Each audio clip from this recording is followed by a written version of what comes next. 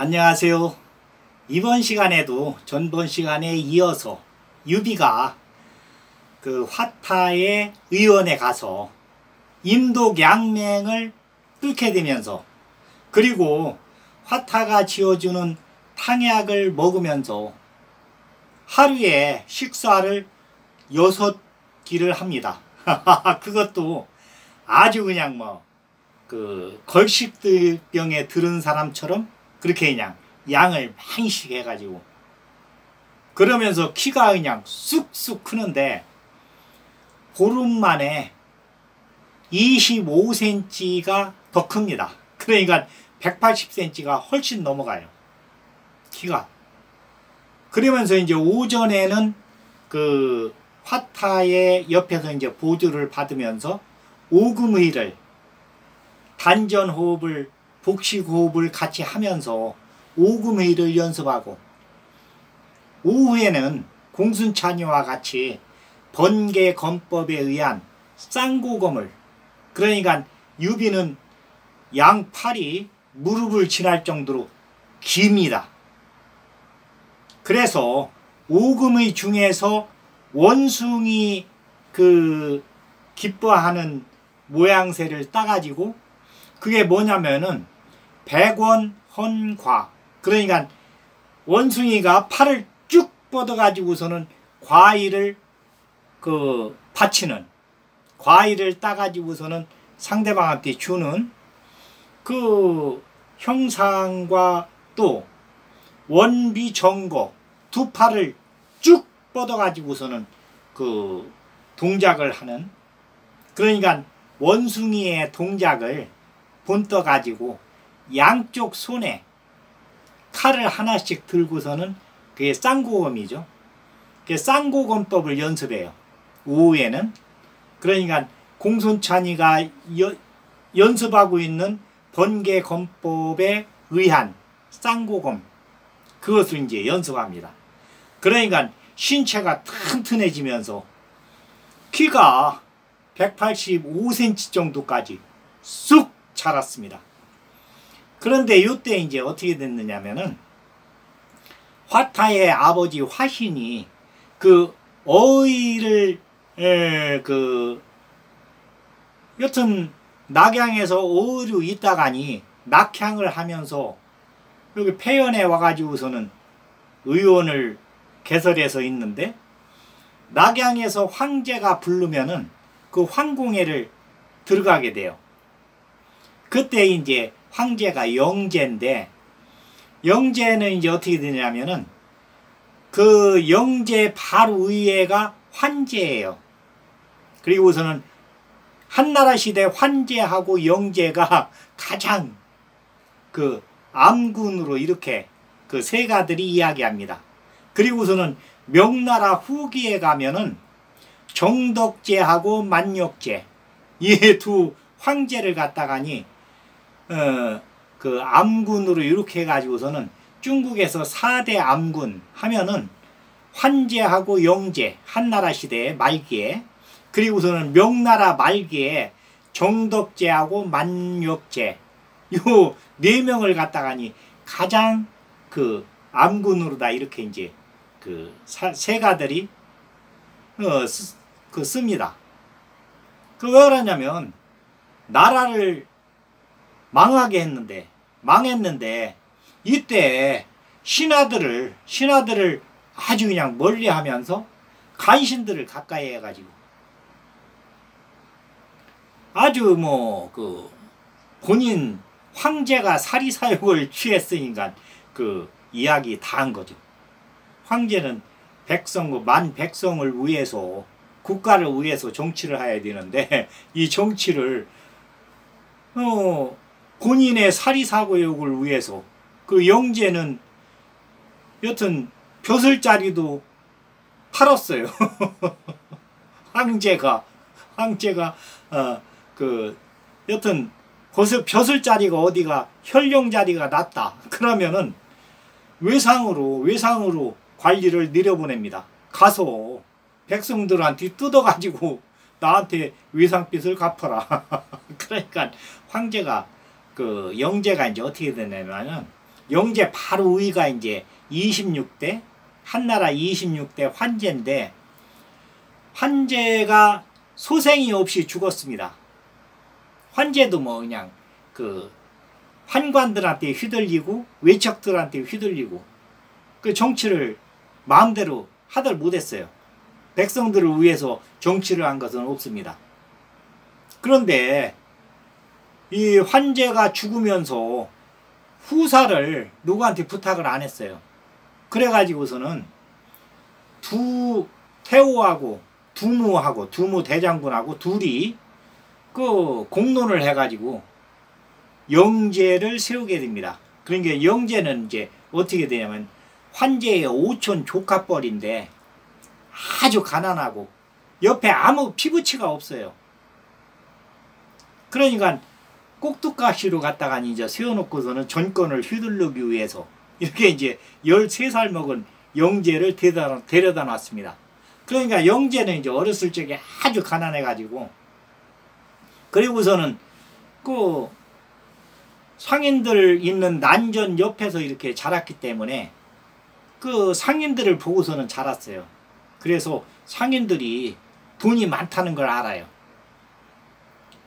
그래서 꿈이 내가 상인이 돼가지고 돈을 많이 벌어야 되겠다. 이게 이제 목표였어요.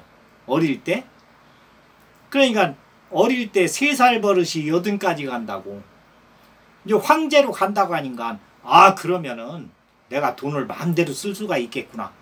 이렇게 하고서는 이제 궁에 들어왔는데 무엇을 하려고 하면은 안 됩니다. 이것은 안 됩니다. 이것을 하면 안 됩니다. 그러니까 본인이 할 수 있는 것은 아무것도 없어요. 먹는 것은 마음대로 먹을 수가 있지만은 무엇을 움직일 수가 없습니다. 그리고서는 또 황제가 해야 될 걸어가야 될 길에 대해서 가르쳐 주는 사람도 없어요. 두태호도 가르치라 소리도 안 합니다. 그냥 앉혀놓으면 되니까.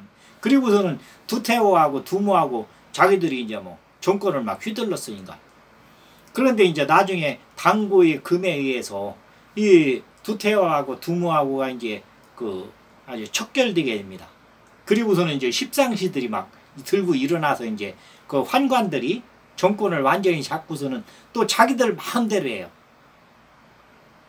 이때는 이제 영제를 끼고서는 영제한테 이제 사탕 발림을 하면서 돈을 갖다 막 주면서 그러니까 영제가 이제 요 어렸을 때 배웠던 상술에 대해서 이제 머리에서 뱅뱅뱅뱅 도는 거예요. 그래가지고서는 어디 자리가 하나 났다 하면은 그것을 매관매직을 합니다. 그러니까 어디 현령 자리가 하나 났다 그러면은 이것은 금 300냥이다. 그리고서는 이제 벼슬아치를 내려보냅니다. 내려보내면서 너 앞으로 몇 년 이내에 300냥을 거기서 걷어가지고 나한테 바쳐라.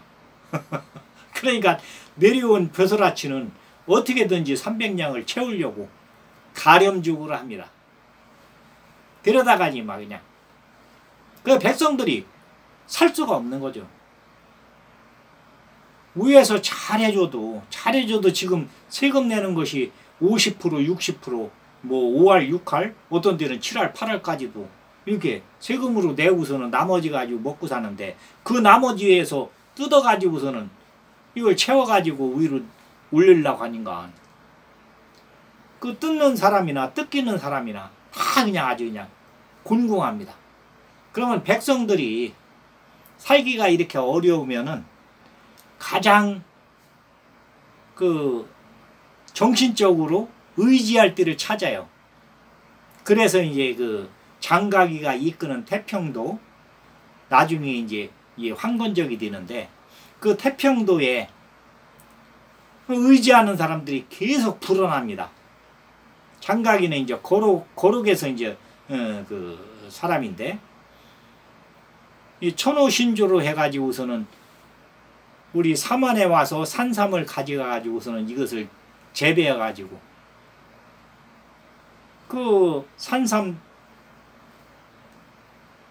의한 양귀비를 또 천우신줄에서 얻습니다. 그 양귀비를 또 이제 옆에 또 길러요. 그 산삼하고 양귀비하고 이 엮어가지고 여튼 부적을 태운 물을 마시게 되면은 아팠던 사람들이 낫게 돼요. 이게 이제 지금 얘기하자면 이제 미신에 가까운 그런 쪽인데, 백성들은 지금 살기가 곤궁하니까 여기에 혹 하고 넘어가가지고서는, 그러니까 170년서부터 이것을 포기를 시작했는데 지금 177년, 그러니까 한 7년 정도에 한 30만 정도가 그 신도가 이렇게 붙게 됐어요. 태평도에.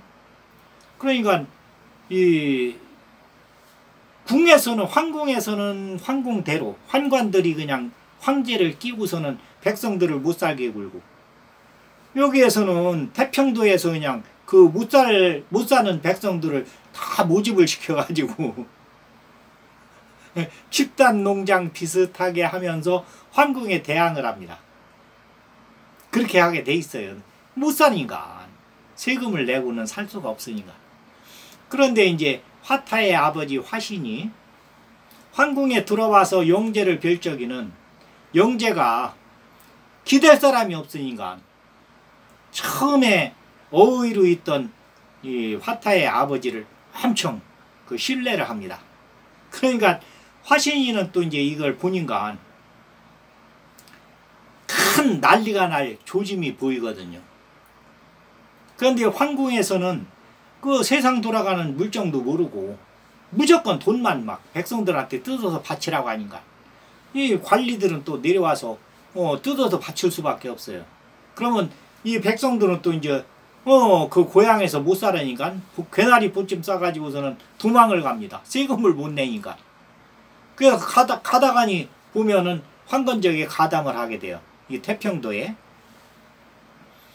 예, 화타의 아버지 화신이가 세상 돌아가는 것을 볼 적에는 불원관에 큰 난이 일어나게 생겼습니다. 그러니까 황궁에서 쫓겨난 청류파들한테 서신을 다 보냅니다. 수시로 이제 연락도 이제 하고 있었지만은 이번에 갔다 와서는 화타한테 서신을 쓰게 해요. 그게 이제 여기에 다 담겨 있어요. 이 내용이. 지금 황궁에서는 아무것도 모르고 이 십상시들이 자기들 배만 불리려고 하고, 황제 영제도 아무것도 모르고서는 십상시 이 농간에 놀아나면서 매관매직을 해가지고서는 백성들을 못 살게 군다. 그런데 이 백성들은 고향에서 못 살고서는 다 괴나리 보찜 싸가지고서는 산속으로 들어가는데, 일부 산적이 되는 저기가 있는가 하면은 이 태평도에 기회해 가지고서는 집단 농장에 들어가서 관리들한테 대항한다. 그러니까 이 내용을 자세하게 써가지고서는, 그러니까 그때 당시에 청류파에서 나가 있던 사람들이 그 어떻게든지 그 사람들을 낙양으로 불러들이려고 이렇게 그 서신을 보내요. 노식, 황보숭, 주준, 이 사람들을 필두로 해가지고 이 화타의 아버지 화신이 그 충의 지산인가 이 사람들한테 서신을 보내가지고서는, 지금 나라가 이렇게 잘못하면 큰 환란을 겪게 돼 있는데 고향에 내려가서 당신들만 편하게 살면 되겠느냐. 낙양으로 오시오. 그 낙양에는 이제 이 청류파들이 모이는 큰 저택이 있었어요. 그 이제 거기 와서 우선 상의를 합시다.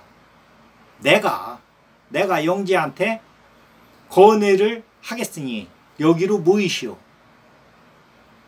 이렇게 해가지고서는 이제 서신을 갖다가니 그 화타한테 이제 줘가지고 화타가 전국을 다니면서 그 병자들을 고치기도 하지만은 또 이 충의지사들한테 이렇게 이제 그 아버지의 편지를 전달을 하고 이렇게 이게 다녔어요. 그래 이제 화타가 유비한테 그럽니다. 이제 병도 이제 다 나섰고 또 나는 낙양으로 갔다가 그 탁현에 노식 그 대학자한테 가서 이 편지를 갖다 줘야 되겠으니까 떠나야 되겠습니다. 그러니까 공손찬이하고 유비도 여기 이제 화타 농장에 다니면서 뭐 교육도 하고 이 시범도 보이고 또 대학자 노식 선생한테서 제자들이 왔다고 하니까 거기 뭐 그 집단 농장에서 다 모여가지고 무슨 이야기를 하는지 그러니까 유가 사상에 대해서 유교에 대해서 인간들은 배워야 산다. 배움의 길이 우리가 국가에 충성하는 길이고 부모한테 효도하는 길이다. 열심히 배워야 된다. 해가지고서는 그 배움의 길에 대해서 그러니까 유교 사상이라는 것이 이 교육 사상이에요. 체계적으로 해서 가르쳐야 된다. 그러니까 지금처럼 초등학교, 중학교, 고등학교, 대학교 이렇게 체계적으로 해서 가리킴으로 해서 충성을 할 수가 있고 효도를 할 수가 있다. 이게 이제 육아 사상인데 이것을 이제 열심히 이제 그 마을을 돌아다니면서 가리키고 나서 그 다음에 유비하고 공손찬이하고도 이제 걸어서 세상 주유를 하면서 탁현으로 오기로 이렇게 이제 결정을 합니다. 그러니까 화타는 낙양으로 갔다가 그 다음에 탁현으로 오기로 하고 유비하고 공손찬이는 세상을 어떻게 살고 있는가, 사람들이 어떤가. 그런데 유비하고 공손찬이가 그 세상을 경험한 것은 뭐 부자들은 뭐 잘 사느니까. 그런데 가난한 백성들은 지금 의지할 데가 없어가지고 아주 곤궁한 삶을 살면서 고향에서 도망가는 사람들이 뭐 많이 나오니까 가는 곳곳마다. 그래서 이 사람들이 전부 그 장가기가 이끄는 태평도로 도원으로다가 거기로 들어갑니다. 그래가지고서는 한 30만 정도가 된다고 그래요. 그런데 아픈 사람들이 거기 가면 낫는다고 그래요. 소문에 의하면. 그러니까 소문이라는 것은 이게 뭐 눈덩이처럼 막 불어나니까.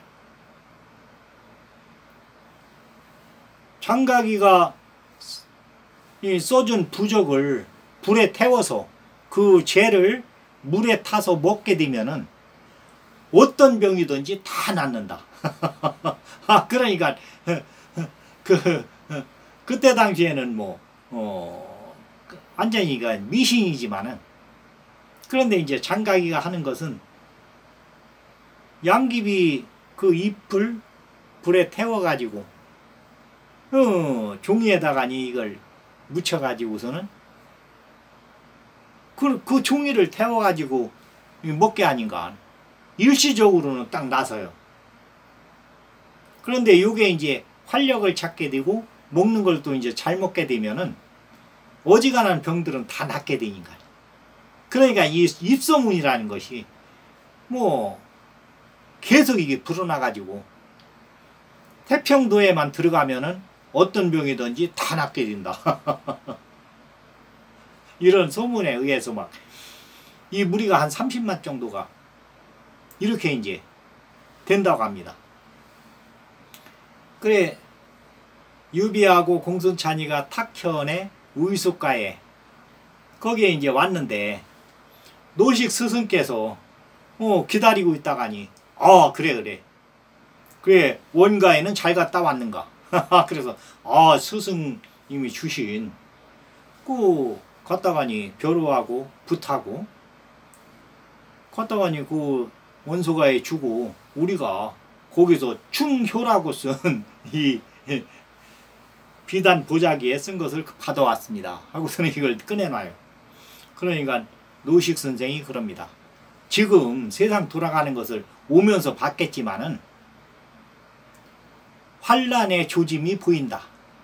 왜 그러냐면 황궁에 있는 사람들이 정신을 못 차리고 사리사욕을 취하기 위해서 백성들을 가렴주구를 하는데 백성들이 갈 곳이 없어가지고 지금 태평도로 나가니 다 모이게 되는데 태평도 그 대현양사라고 장가위가 이제 자신을 막 그 얘기하면서 그러니까 황천의 신의 사자이다. 그렇게 이제 본인을 내세우면서 이 무리들을 다 그 기합을 하는데 이 무리들이 정치에 발을 안 들여놓으면 좋지만은 이렇게 무리 가져가지고 지금 황궁에서 백성들을 위해서는 아무 일도 안 하니까 정치로 뻗을 수밖에 없다. 그렇게 되면은 나라가 아주 위험해진다. 그러니까 나는 이제 낙양으로 가봐야 되겠다. 그러면서 이제 공손찬이하고 유비한테 이 초당의 문을 닫게 됐다고 얘기를 합니다. 그 유비한테는 내가 이 추천서를 써줄 테니까 더 공부를 하겠는가? 그 묻습니다. 그러면서 추천장을 한 장 써가지고 줘요. 그 공손찬이도 아이 저도 공부를 좀 더 해보겠습니다. 그러니까 노식 선생이 그래요. 아 그래. 공손찬이는 지금 그 위에 여튼 적병들이 자꾸 쳐내려 온다고 하는데 요서에 가서 할 일이 많을 거다. 그러니까 우선 고향으로 가서 관리로서 일을 충실히 하는 게 좋겠다. 그리고 내가 중앙에 가서 만약에 필요하면은 자네를 부르마. 그러니까 우선 고향에 가 있거라. 이럽니다. 그러니까 공손찬이는 이제 예 알았습니다. 그리고서는 이제 고향으로 가기로 해요. 그리고서는 유비는 여기서 이제 노식 스승한테 작별을 고하고 고향으로 이제 가기로 하는데 고향으로 가다가 이 조자룡이의 할아버지 거기서 이제 만나게 됩니다. 그래 이제 그 이야기는 뭐 1편에서 자세하게 했지만은 이 공손찬이의 할아버지가 지금 현 세대에서는 가장 현명한 현인이에요. 그게 이제 겉으로 내놓지는 않지만은 그 알고 있는 것이라든지 세상 돌아가는 거 이런 거에 대해서는 아주 그냥 해박합니다. 그러니까 몇 년 이내에 몇 년 내에 환란이 일어날 거다. 그 유비한테 이제 그 이야기를 자세하게 해줍니다. 그러니까 유비가 그러면은 나는 이 학문을 더 공부하는 것보다도 협객으로서 나중에 영웅으로 이렇게 나가는 길을 택해야 되겠다. 이래가지고서는 이제 고향에 가가지고 그 협객의 길을 걷게 됩니다. 그러니까 중국에서는 18세가 되면은 요때가 이제 유비가 이제 18세 막 들어갈 때예요. 그러니까 18세가 되면은 정신적으로 부모님한테서 독립을 하게 됩니다. 그러면 그때부터는 부모들이 타치를 안 해요. 그냥 뒤만 이렇게 받쳐주는 거지 네 갈 길은 네가 정해라. 그러니까 뭐 선비 그 학문 쪽으로 간다든지 무인 쪽으로 협객 쪽으로 간다든지 그것은 본인이 정하게 됩니다. 그래서 유비가 18세 될 때부터 협객 쪽으로 나가기로 이렇게 이제 그 결정을 합니다. 그러면 다음 시간에는 유비가 그 협객의 길을 이제 걷게 되는데 그것을 자세하게 이야기하도록 하겠습니다. 이번 시간에는 여기까지 하겠습니다. 감사합니다.